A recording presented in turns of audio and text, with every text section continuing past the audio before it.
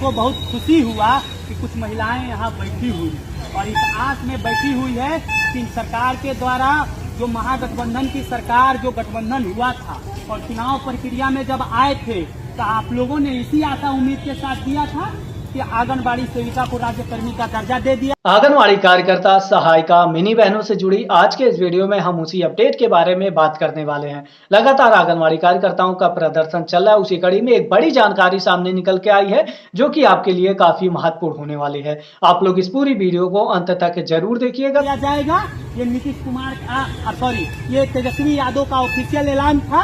उस गठबंधन में हम भी थे और हम लोगों ने कहा हम लोग बिहार के अंदर 6-7 सीटों पर समझौता कर लिया आप लोगों के चलते।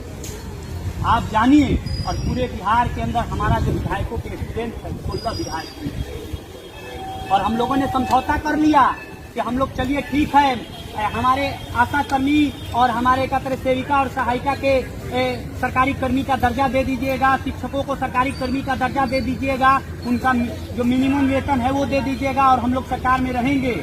और उसके बाद क्या हुआ, सरकार नहीं बनी किसी चूक के चलते, लेकिन फिर बाद में नीतीश कुमार के महागठबंधन के तौर पे आने के बाद सरकार बनी और सरकार जैसे ही बनी तो किसी के अंदर पहली उम्मीद जगी तो हमारी सेविका और सहायिकाओं की उम्मीद जगी कि अब हमारे नीतीश कुमार के साथ जो गठबंधन हुआ है उसमें तेजस्वी बाबू मुख्यमंत्री बनेंगे और हमको मिनिमम वेतन दे देंगे। और इसी आधार पे रहे और कुछ लोग समय तक सेविका और सहायिका वेट करती रही कि अभी तो सरकार का कुछ दिन हुआ है, हो सकता है हमारे पक्ष में फैसला है।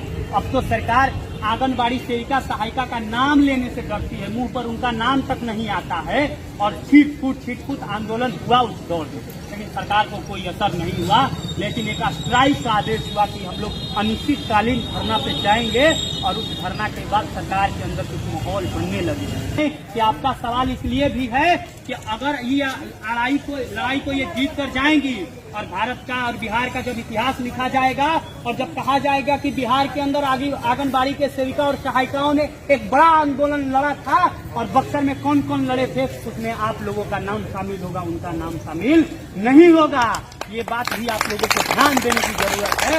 इनका इतिहास के पन्नों में दर्ज होगा, इनका नाम और आपका नाम दर्ज होगा, लेकिन उन लोगों का नहीं होगा। वो चोर दरवाजे से वेतन लेगी, मान्यता सबको मिलेगा, लेकिन वो चोर दरवाजे से वेतन लेगी। वो आपके सामने डट कर नहीं कह सकती है कि उस आंदोलन में हम खड़े थे।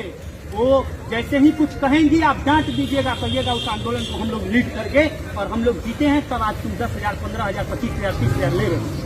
ये सबसे बड़ा बात है। और हम एक नारा आप लोगों को लगाएंगे, हम कहेंगे कि लड़ेंगे तो आप कहिएगा जीतेंगे।